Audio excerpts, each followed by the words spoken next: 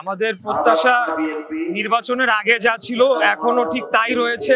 আমরা বাংলাদেশকে একটি গণতান্ত্রিক, একটি মুক্ত, একটি স্বাধীন সার্বভৌম রাষ্ট্র হিসেবে সবসময় গড়ে তুলতে চেয়েছি। বাংলাদেশ জাতীয়তাবাদী দলের লড়াইটা সেটাই ছিল।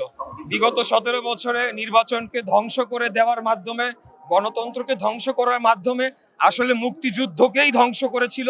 যারা মুক্তিযুদ্ধের দাবিদার ছিল, মুক্তিযুদ্ধকে বিক্রি করেছে, বিক্রি করে দেশকে লুটপাট করেছে, গুম খুন হত্যার রাজ্য বানিয়েছিল।